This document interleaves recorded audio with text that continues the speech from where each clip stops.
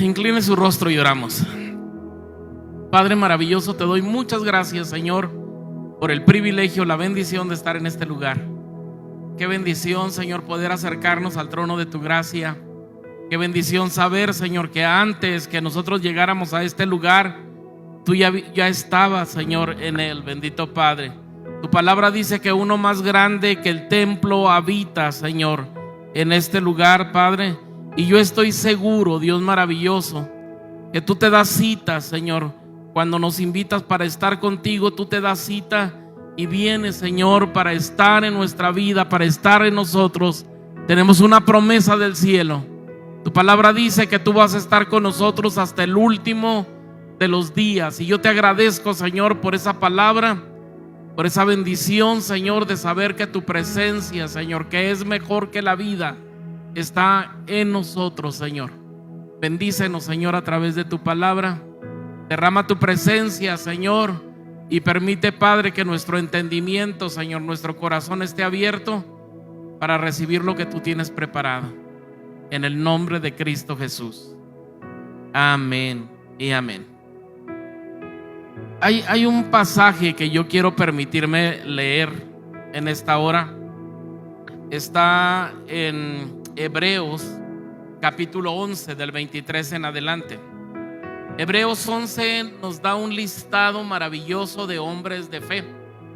Y entre la lista que menciona a partir del versículo 23, nosotros encontramos a un personaje llamado Moisés.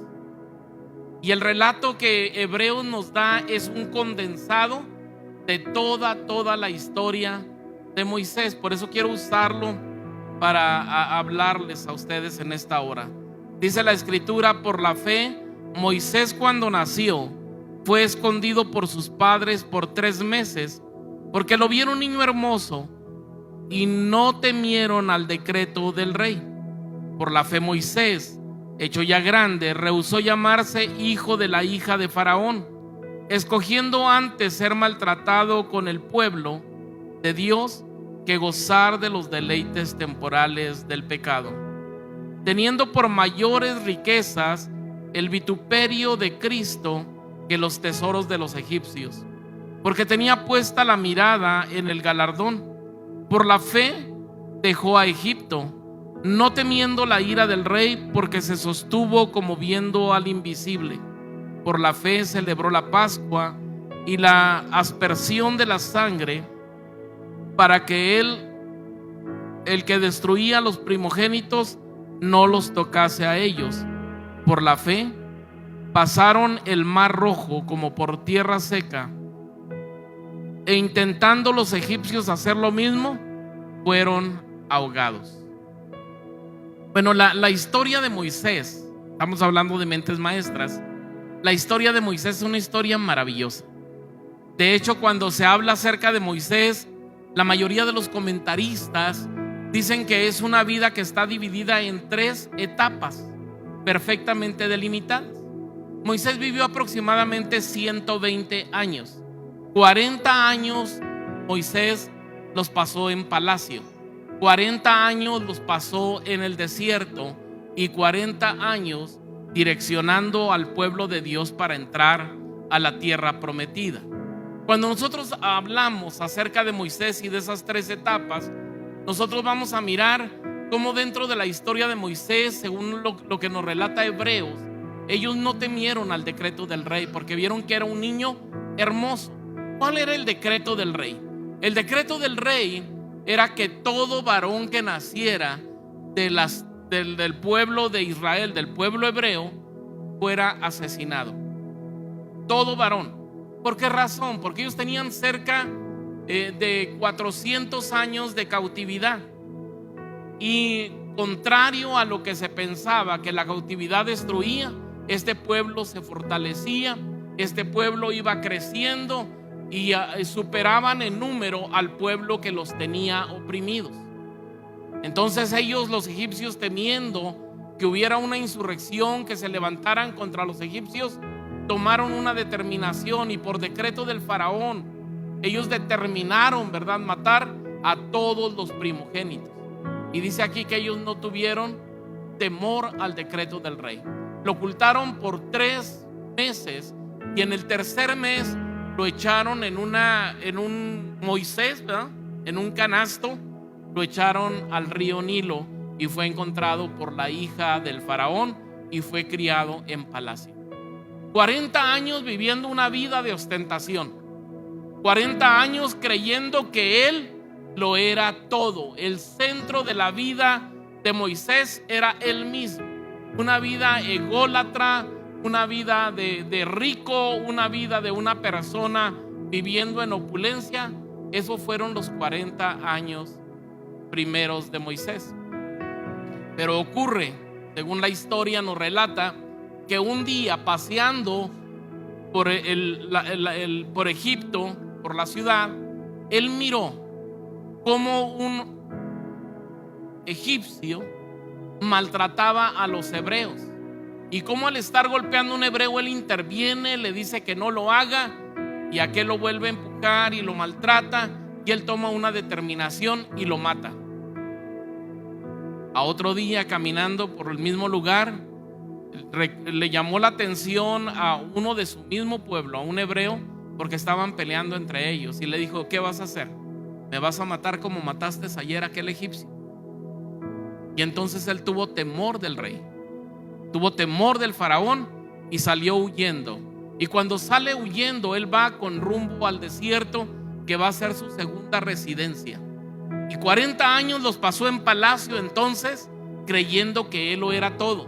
Y 40 años los pasa en el desierto aprendiendo que él no era absolutamente nada. Se acabó el orgullo, se acabó la vanagloria, se acabó la opulencia, se acabó todo y terminó siendo un siervo de su suegro Jetro en el desierto, cuidando las ovejas de su suegro. 40 años pasó la vida así. Yo creo que llegó un momento en que él pensó que nunca iba a salir de aquel lugar. La tercera etapa se marca en un momento que nos relata Éxodo 3, en donde él empieza a mirar cómo hay una zarza que está ardiendo y esa zarza ardiendo no se consume. Y él toma una decisión. Créame que no era nada raro mirar una zarza ardiendo en el desierto. Un calor infernal, cualquier fricción en una hierba seca, en una zarza seca, era fácil que se encendiera. El que la zarza encendiera no tenía ningún sentido. Era lo habitual, era lo común. Lo que no era habitual es que una zarza seca estuviera ardiendo y no se quemara. Y entonces él se acerca hasta aquel lugar. Y cuando se acerca a aquel lugar, él está mirando esa zarza que está ardiendo y que no se consume. Y al acercarse a aquel sitio pasa algo que es totalmente fuera de lo ordinario, una acción extraordinaria de parte de Dios. ¿Qué es lo que ocurre? Que él al acercarse a aquel lugar y mirar la zarza que está ardiendo, oye una voz que sale desde la zarza que le dijo: quita las sandalias de tus pies, porque el lugar en el que estás parado es tierra santa. Es tierra santa. Y él empieza a tener una conversación con Dios en aquel lugar. Y Dios lo llama para que se convierta en un libertador de su pueblo. Hay excusas y ahorita vamos a relatar eso. Hay muchas excusas, pero lo importante aquí es que empieza una nueva etapa en la vida de Moisés. 40 años en palacio creyendo que lo era todo. 40 años en el desierto aprendiendo que él no era nada. Y va a pasar 40 años direccionando al pueblo a la tierra prometida, reconociendo que Dios lo es todo, aprendiendo que Dios lo es todo. ¿Qué tiene que ver esto con nosotros? ¿Por qué es tan importante la vida de Moisés y qué verdades nosotros podemos aprender de la vida de Moisés? En su primera etapa, nosotros vamos a aprender cómo el hombre ajeno a Dios es un hombre que está egocentrado, que solamente piensa en él mismo, que sus deseos, sus pasiones, todo está en él mismo. Vive una vida de yo-yo. Primero yo, después yo y enseguida yo. Vive una vida de asadón, ¿verdad? Todo lo que venga, bien recibido. Pero no quiere compartir, no quiere dar. Es una persona ególatra. Y muchos de nosotros vivimos las mismas etapas que Moisés vive durante toda su vida, y las vivimos en diferentes épocas. En este caso, nosotros aprendemos de esa etapa. La segunda etapa, la etapa que pasa en el desierto, es cuando vienen los fracasos, cuando vienen los problemas, cuando vienen las luchas, y que no tenemos a Dios de nuestro lado, y que nos damos cuenta que nuestras fuerzas son insuficientes, y que todo lo que hagamos no es suficiente para salir de la condición en la que nos encontramos. 40 años pasó Moisés ahí. Yo no sé tú cuánto tiempo lleves en la primera o en la segunda etapa, pero yo quiero invitarte a llegar a la tercera, a esa etapa donde el hombre tiene un reencuentro con Dios, a esa etapa en donde el hombre va a acercarse a Dios, y lo va a hacer porque hay un llamado de parte del Señor. Dios nos llama de diferentes maneras. Él nos atrae, dice la Escritura, con cuerdas de amor. Y cada uno de nosotros hemos llegado de una manera diferente, de una manera distinta, con diversas necesidades, con diversas inquietudes, con diferentes problemas, con diferentes luchas, pero el resultado es exactamente el mismo. Cuando buscamos a Dios, vamos a tener un encuentro con Él. Invariablemente vamos a encontrarnos con Él. Independientemente de la condición en la que nos encontremos, vamos a encontrarnos con Él, porque Dios no se oculta. Cercano está Dios, dice la Escritura, a los que le buscan. Y en Isaías, el escritor de Isaías nos dice: buscad a Jehová mientras pueda ser hallado, y llámenle en tanto que está cercano. Deje el impío su camino y el hombre inicuo sus pensamientos, y vuélvase a Jehová, el cual será amplio en perdonar. Dios está listo para encontrarse con nosotros. A veces nosotros pasamos por diferentes etapas y nos cuesta trabajo darnos cuenta de que Dios está listo. Está listo. Éxodo 4 entonces nos va a relatar ese encuentro que Moisés va a tener con Dios. Y a mí me gusta mucho cuando nosotros miramos en esa historia cómo él llega hasta la zarza. Dios le dice: quita calzado de tus pies. Le dice: he visto la opresión que está sobre mi pueblo, y ve y libértalos con tu fuerza. Y Moisés le dice: ¿cómo lo voy a hacer? ¿Cómo lo voy a hacer? Lo primero es que si yo voy, no me van a creer que tú me enviaste. Es más, ¿quién les voy a decir yo que me envió? Y ahí viene el tetragrama. Se conoce esa YHWH, la palabra impronunciable, que para poderlo pronunciar algunos han agregado algunas letras adicionales, porque si no, no lo podríamos leer. Y algunos le agregan 2 letras para poder pronunciarlo como Yahvé. Y algunos le agregan 3 vocales y lo pronuncian como Jehová. Y lo interesante aquí es, muchos se pelean por saber cuál es el nombre correcto de Dios. Yo te voy a decir, a lo mejor ninguno de los dos, porque Dios reveló 4 consonantes. Pero ahí nosotros aprendemos una de las verdades más grandes que nosotros debemos entender. La primera: Dios, hermano, revela su nombre, revela su presencia, pero se niega. Él se niega a que nosotros podamos tener un concepto pleno de Él. Por eso Dios no da su nombre completo. Simplemente Él le dice, traducido, Yahvé o Jehová quiere decir el que yo soy, el que soy. Y de alguna forma al decir yo soy el que soy, está hablando de un presente continuo. Ahora yo soy y mañana quién es, yo soy, y pasado yo voy a seguir siendo. Dios es el mismo siempre, por los siglos de los siglos. Y me gusta que Dios se niega a que nosotros descifremos o conozcamos a Dios en plenitud. En parte conocemos a Dios, pero en parte no lo conocemos. Lo conocemos en base a experiencias, lo conocemos en base a textos, lo conocemos en base a la escritura. Y cuando creemos que ya lo conocemos todo, Dios viene y trae una nueva manifestación, una nueva visión, una nueva revelación, y nos damos cuenta, hermano, que hay que volver a empezar. Lo conocemos y no lo conocemos.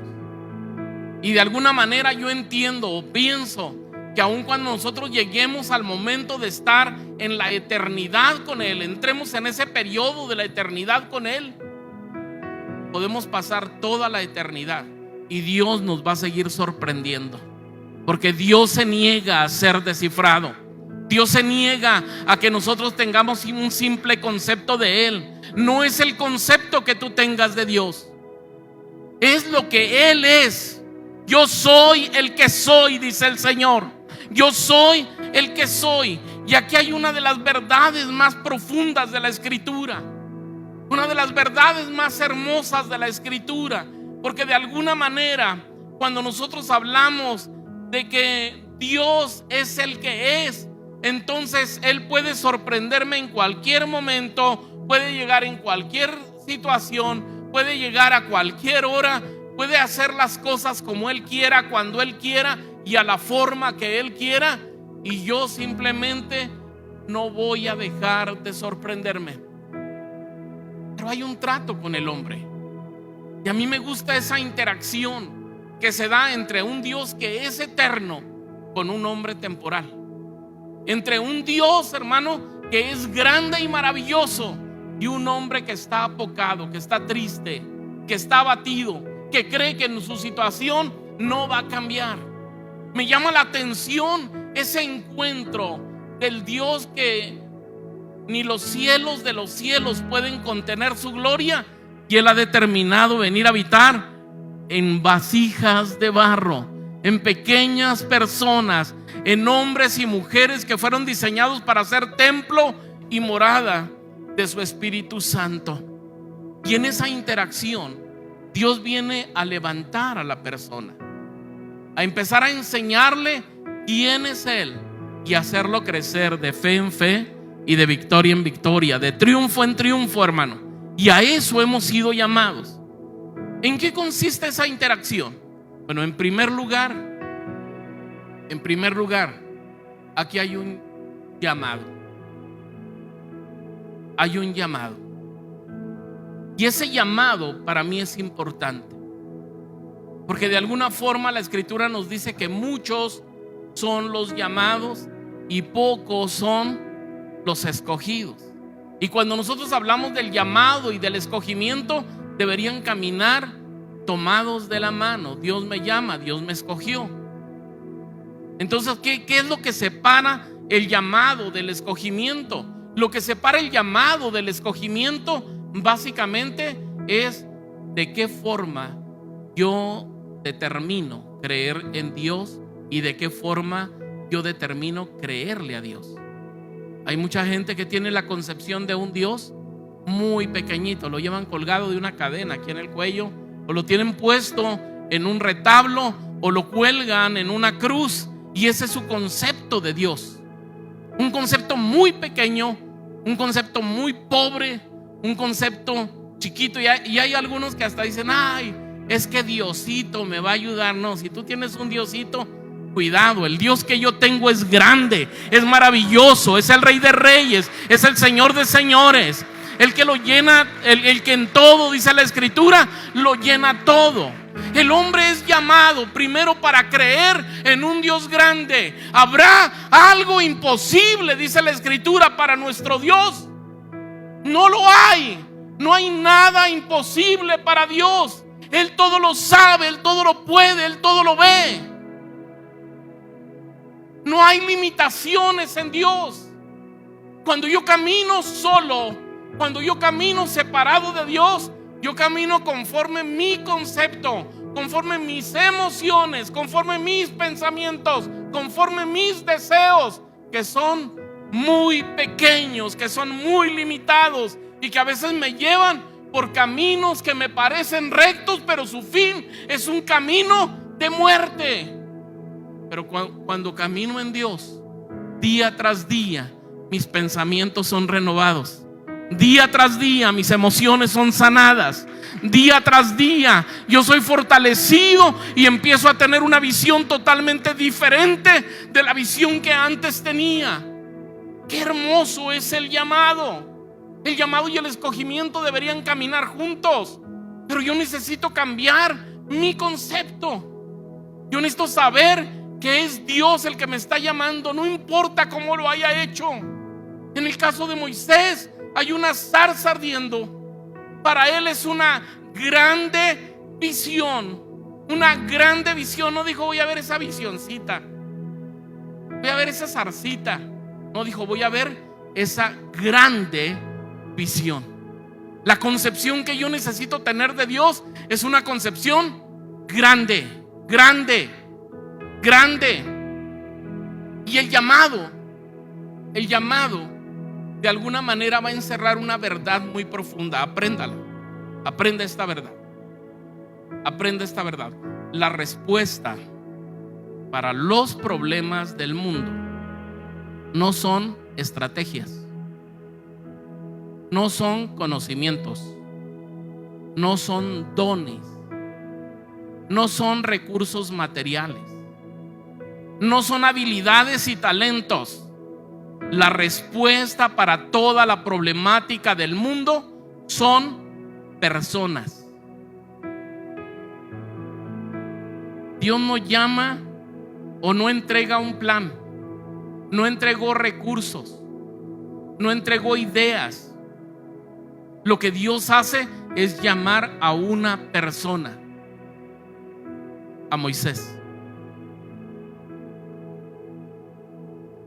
Yo no sé si a usted le cabe esto aquí, pero la respuesta para los problemas del mundo no son todas esas cosas, no son los recursos.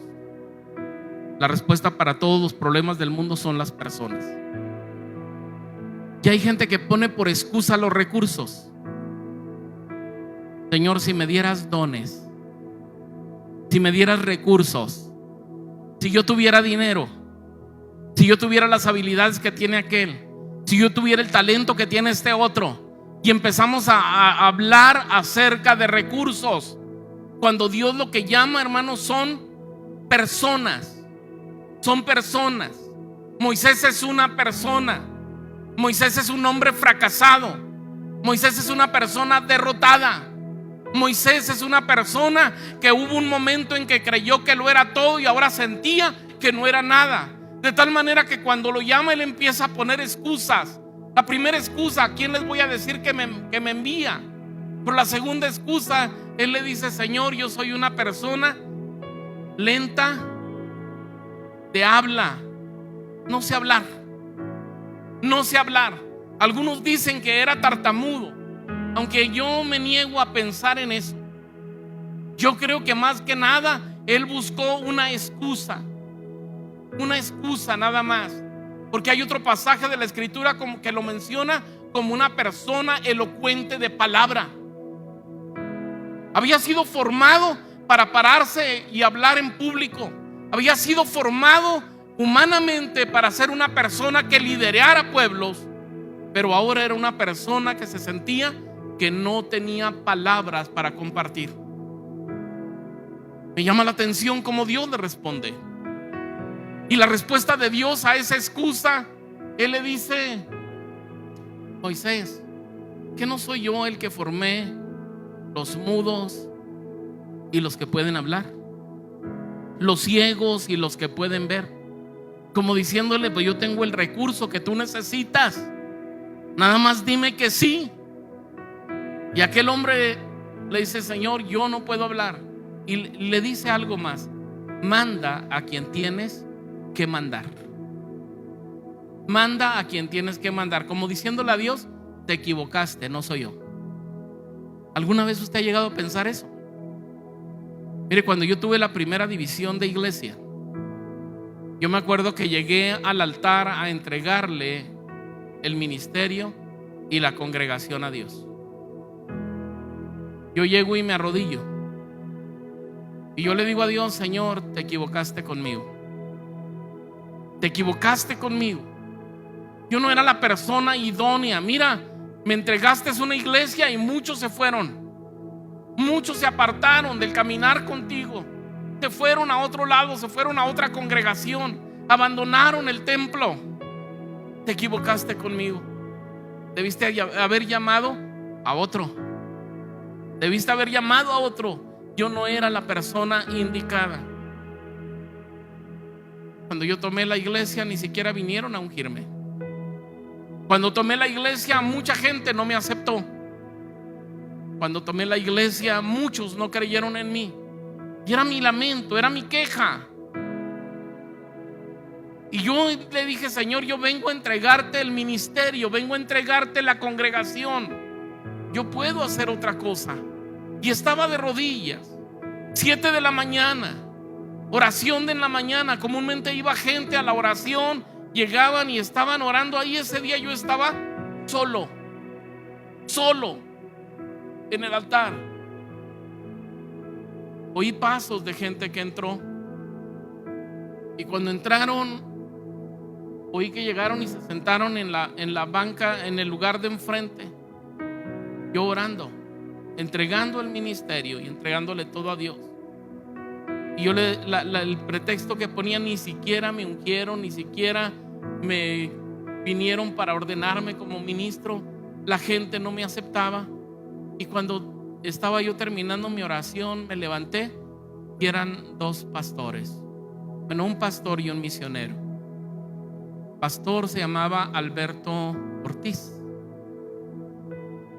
y el misionero era un negrito. Ni siquiera me acuerdo de su nombre. Fue la primera y la última vez que yo lo miré. A las 7 de la mañana, ahí en la iglesia, el hermano Alberto Ortiz vivía en El Paso. La otra persona, yo no sé de dónde venía, nada más hablaba inglés.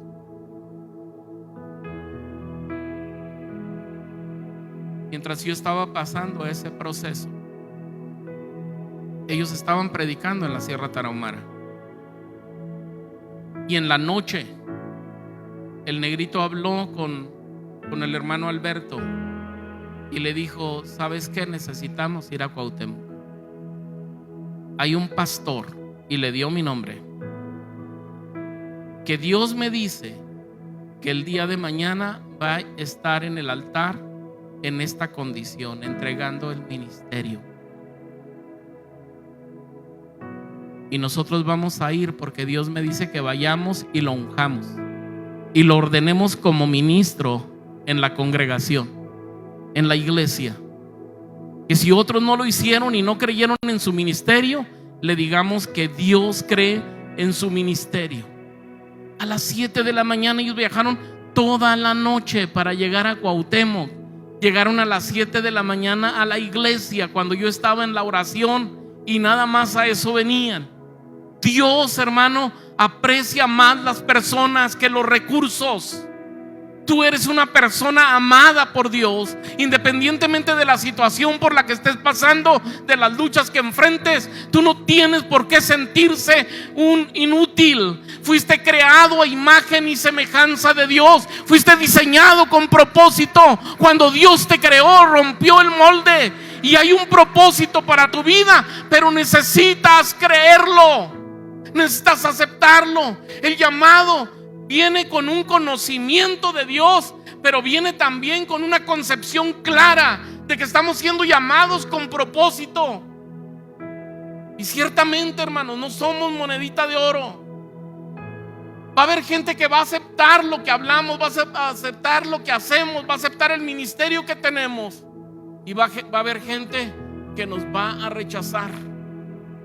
Pero si tú tienes un concepto claro de quién te llamó y para qué te llamó, pase lo que pase y venga lo que venga, tú vas a seguir adelante. Para Dios son más importantes las personas que los recursos. Dios, para resolver la problemática del mundo, no entregó recursos, llamó personas. Llamó personas.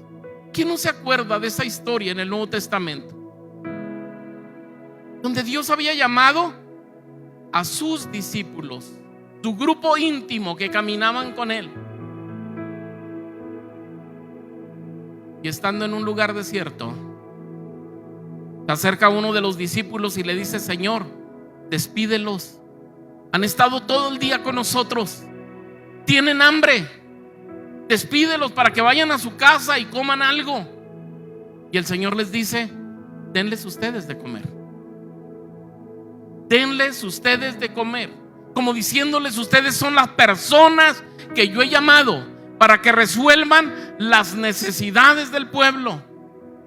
Y ellos empiezan a hacer cuentas, y en lo primero que piensan es en recursos. 300 denarios no alcanzarían para alimentar esta grande multitud. ¿En qué pensamos nosotros cuando viene un proyecto, un plan, un trabajo, una obra? Pensamos en recursos. Pero deja de pensar en recursos. Piensa en el Dios grande que tú tienes, y piensa que si Dios te llamó para hacer algo, Dios te dará los recursos. Uno de ellos le dice: Señor, fíjate bien, no dice primero ahí hay unos cuantos pececillos y unos panes. No, le dijo: ahí hay un muchacho, persona, no recursos, persona. Y ese muchacho tiene unos cuantos panes y unos cuantos peces. Y ellos mismos dicen: pero el recurso es limitado para tan grande multitud, no alcanzaría. Tráiganlos, dice el Señor. Tráiganlos, traigan los recursos. ¿Qué nos está diciendo el Señor a través de esto? Yo te amo tanto como persona. Te llamé así como eres, limitado como eres. Yo te llamé para mostrarte que en tus debilidades mi grandeza se perfecciona, que tu necesidad es suplida por mi poder, y que yo tengo la respuesta para todo aquello que a ti te hace falta. Pero necesito creerlo. Necesito creerlo. Yo quiero mirar a aquellos hombres volteando para todos lados. Yo me imagino que hasta escondiendo aquellos charalitos y aquellos panes de cebada, como que iban a quedar avergonzados por lo que iba a pasar ahí. Pero cuando tú traes tus limitaciones y las pones en las manos de Jesús, cuando tú traes tu recurso limitado y lo pones en las manos de Jesús, las manos de Jesús tienen el poder para multiplicar panes, para multiplicar peces, para suplir necesidades, para sanar enfermedades, para dar respuesta a cualquier.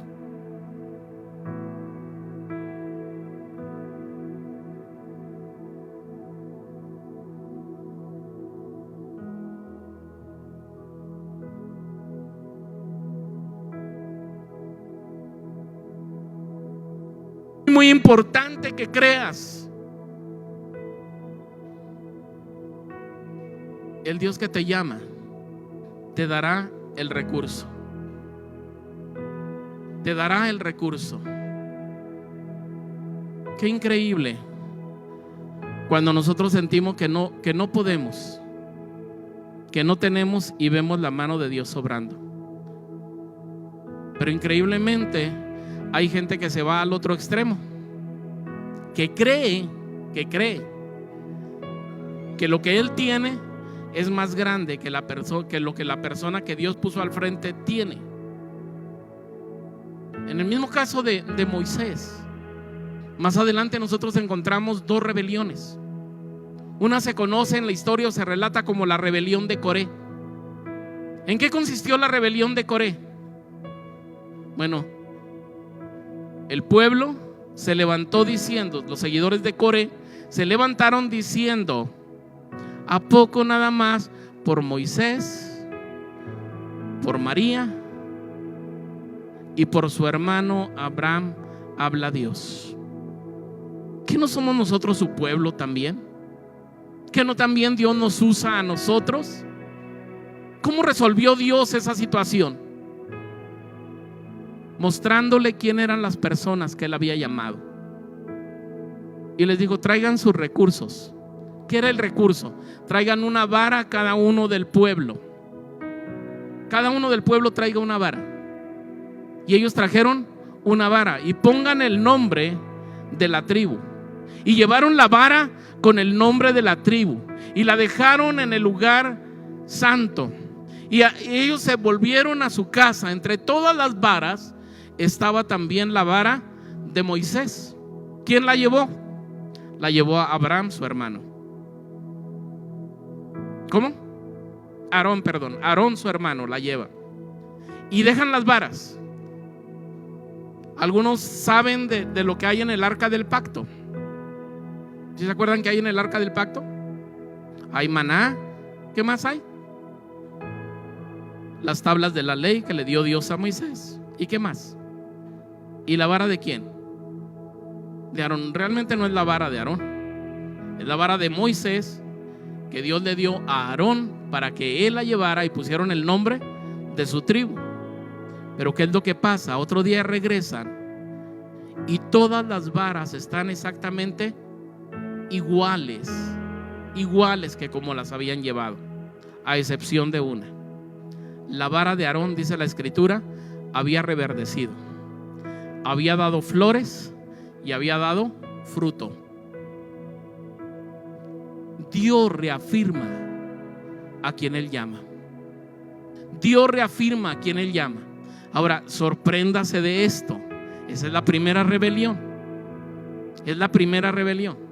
Y la primera rebelión nos ejemplifica los recursos que Dios entrega.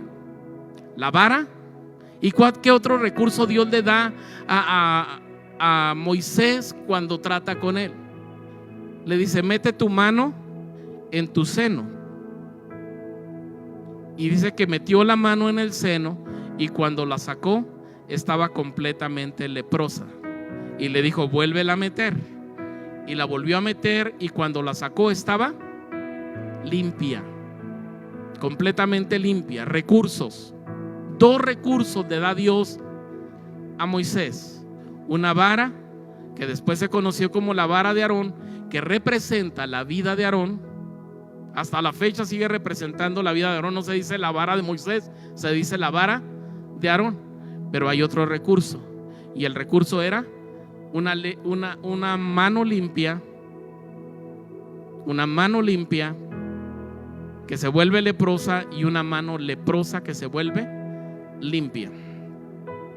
Cuando ellos llegan a los márgenes del mar y el ejército de Faraón está detrás de ellos, Moisés empieza a clamar a Dios. ¿Y qué le dice el Señor?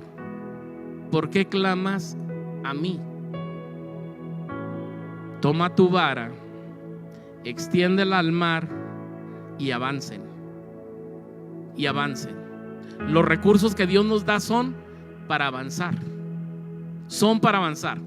Pero fíjate en esto. Fíjate en esto. Una vara sin una mano que la mueva no sirve absolutamente de nada. Dios te va a dar los recursos completos. La vara necesitaba una mano que la tomara. La vara necesitaba una mano que la moviera. La vara necesitaba una mano que la direccionara. Una vara sin mano no funciona. Y es como Dios va ligando un ministerio con otro. Tú puedes tener un excelente ministerio. Tú puedes ser una persona con dones, talentos y habilidades, pero tú no puedes caminar solo. No puedes ser nada más mano, o no puedes ser nada más vara. Entonces fíjate bien, la vara representa la vida de Aarón. No era una vida perfecta, era una vida seca. El que hace reverdecer las vidas se llama Dios. Se llama Dios. Pero la mano leprosa representa a la otra persona que Dios añade, que es María. Que es María, la hermana de Moisés. Y a mí me llama mucho la atención esto, porque mirando la rebelión de Coré y cómo Dios los pone a ellos y determina que ellos son las personas que Dios ha llamado, los pone por encima del resto de las tribus, ellos determinan rebelarse contra Moisés. Aarón y María. Aarón y María. Y ellos, el mismo comentario: ¿a poco nada más por Moisés habla Dios? Pero estos se fueron más allá. María habla, se mete hasta la intimidad de la vida de su líder llamado Moisés. Se mete hasta la intimidad.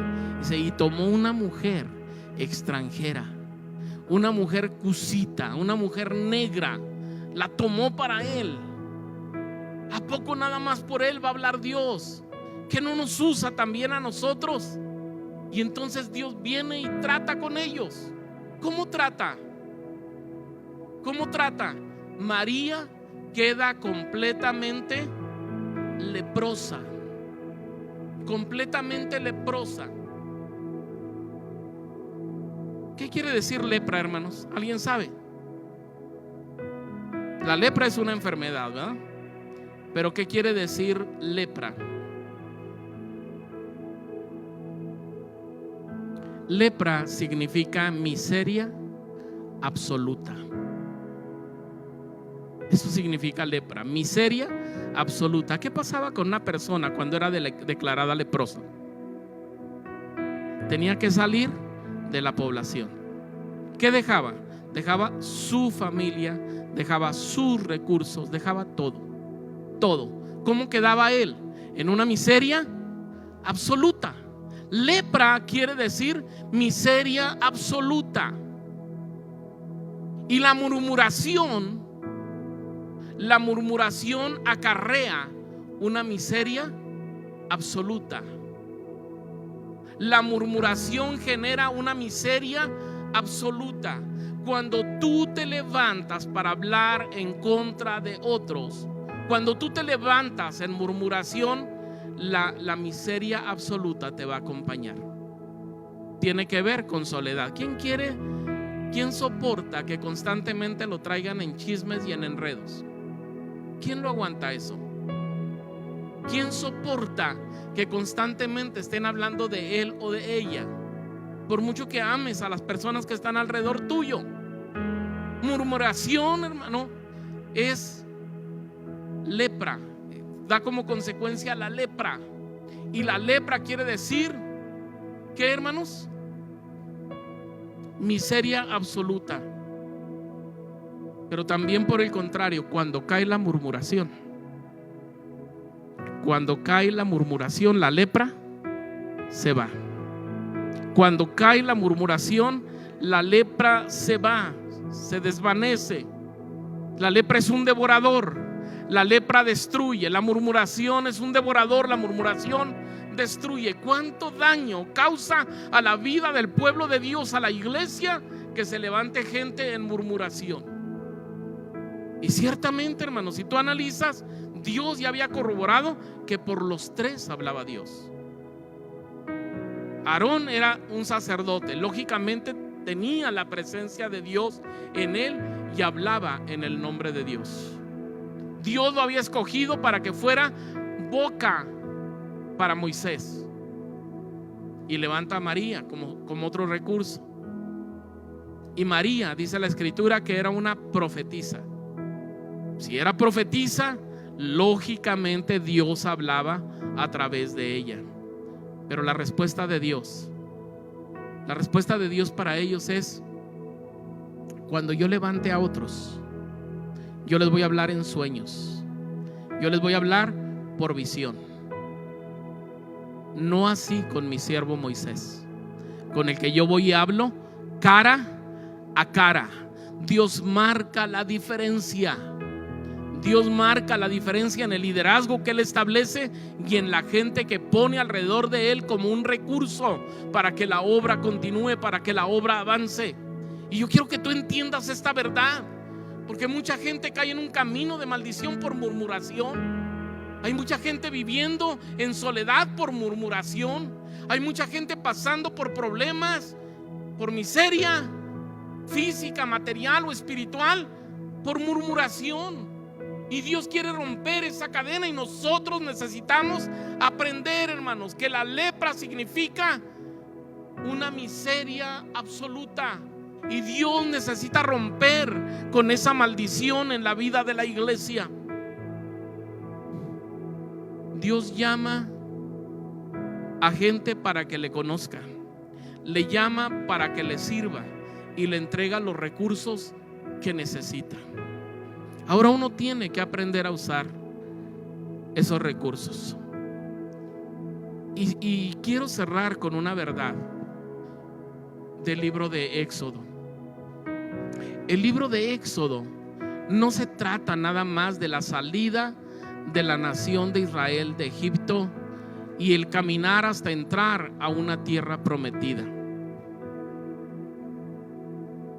El libro de Éxodo es un libro que, si tuviera que tener un título sobre él, diría: yo soy Dios, y todo lo que venga sobre mi pueblo yo lo tomo como algo personal.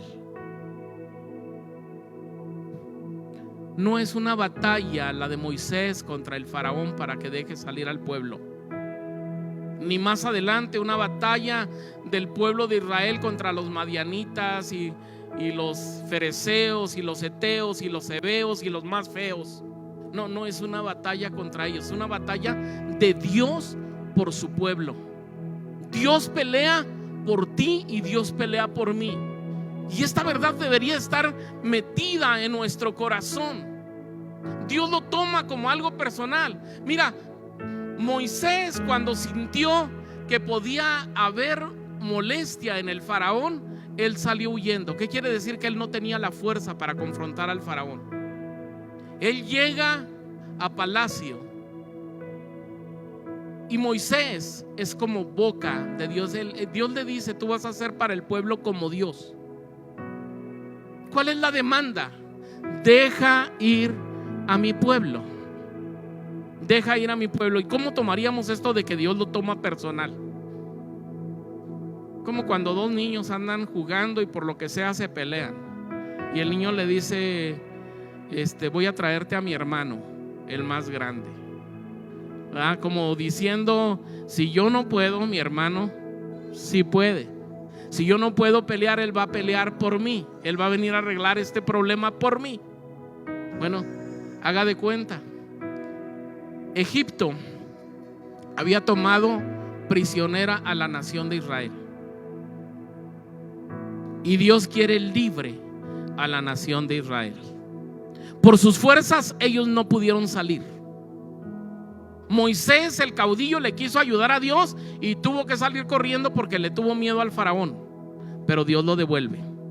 Escuché el clamor de mi pueblo: ve y sácalos de Egipto, guíalos a la tierra prometida, a la tierra que yo te voy a mostrar, para que me adoren. Y a mí me llama mucho la atención que Dios lo toma como algo personal. Dile al faraón esto, y dile al faraón esto, y dile al faraón aquello. Tú tomaste a mis hijos como prisioneros. Por más que yo te estoy diciendo que los dejes libres, no quieres. Entonces yo ahora voy contra tus hijos. Ahora yo voy contra tus hijos, y voy a matar aún a tu primogénito. Y entonces los deja libres, pero no en totalidad. Dios lo toma como algo personal. ¿Qué pasa cuando se levantan en rebelión María y Aarón contra Moisés? Dios lo toma como algo personal también. No estaban contra el líder, estaban contra Dios, como diciéndole a Dios: tú te equivocaste a ponerlo a él, al ponerlo al frente a él, tú te equivocaste. Y se levantan en murmuración, y Dios lo toma como algo personal. Tiene que Moisés interceder por María para que María sea limpia otra vez. Y yo te quiero decir, hay uno que está peleando nuestras batallas. Yo no sé cuántos sientan que están desfalleciendo. Yo no sé cuántos sientan que están prisioneros, que por más que quieren avanzar no avanzan, que por más que quieren salir de una situación no salen, que por más esfuerzo que hacen ya no hay fuerzas. necesitas saber el Dios que tú tienes, necesitas creer en el llamado que Dios te ha hecho y necesitas usar los recursos que Él te ha entregado y darte cuenta que el pueblo de Dios es la niña de sus ojos. Dios tiene un especial cuidado de cada uno de nosotros y Él va a pelear nuestra batalla. Puedes pasar por diversas situaciones, por diversas luchas. Puedes pasar por muchas cosas, pero Dios va a tomar el control. Y cuando Dios toma el control y lo toma como algo personal, Él va a pelear la batalla por ti. Y yo creo que esta hora Dios está empezando a librar una grande batalla aquí por Comunidad Mine, por cada creyente que puede creer en Dios, que puede creer que es un llamado de Dios y que está dispuesto para usar los recursos que Dios le ha entregado. ¿Quieres ponerte en pie, por favor? Moisés, de difícil habla,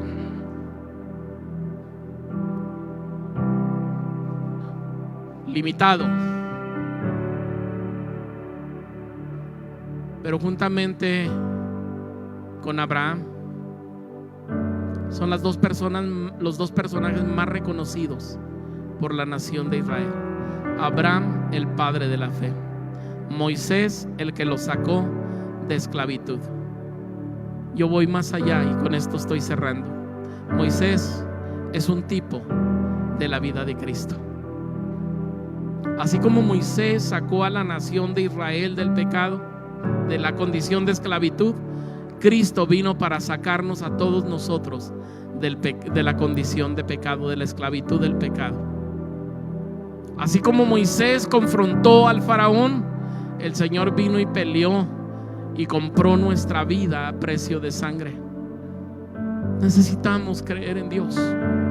Amada persona que estás en este lugar, que nunca has escuchado un mensaje acerca de la Escritura, yo quiero decirte que hay un Dios grande y poderoso que está peleando una batalla por ti, que ha pagado el precio en la cruz del Calvario, que sin el sacrificio de Él no habría una esperanza para tu vida de salir de la condición en la que te encuentras, pero Él es la respuesta para tu necesidad. Él quiere tomar el control de tu vida y enseñarte que fuiste creado con propósito, que eres un diseño de Él, que hay un plan específico para tu vida y que Él tiene el poder para hacer la transformación que tú necesitas. No importa cómo vengas el día de hoy, el Señor te recibe. Él te recibe. Abre tu corazón a Él. La Escritura dice: si alguno oye hoy mi voz, no endurezca su corazón. Abre tu corazón, invítalo para que entre, y tú te vas a dar cuenta que vale la pena caminar con Él y servirle a Él. Amado hermano, no importa el proceso que estés pasando, no importa el proceso que estés pasando, si tú puedes creerle a Dios, Él es capaz de mover las situaciones y las circunstancias como Él quiere. Como atrajo la atención de Moisés a una zarza, como un día yo en un altar entregando el ministerio, mandó 2 ministros para que me ordenaran y para que me dieran un empujón para seguir caminando. Yo creo que Dios puede mover personas, puede mover recursos, puede traer lo que te hace falta, no importa en dónde esté, pero va a llegar a tu mano. Toda buena dádiva y todo don perfecto descienden de lo alto, del Padre de las luces, en el que no hay ni mudanza ni sombra de variación. Pero abre tu corazón a Dios. Cierre sus ojos un momento, por favor, ahí en su lugar. Si tú nunca has recibido a Cristo, yo te invito para que vengas a este sitio, para que le abras tu corazón, para que lo invites. Es la más grande decisión que tú puedes tomar. Y si tú estás pasando por un proceso en donde sientes que vas a aventar todo lo que Dios te ha dado, a dejar todo lo que Dios te ha dado, yo te digo: detente por un momento y ven y platica con Él. Y una vez que platiques con Él, toma tus decisiones. ¿Quieres venir a este altar? El altar está abierto.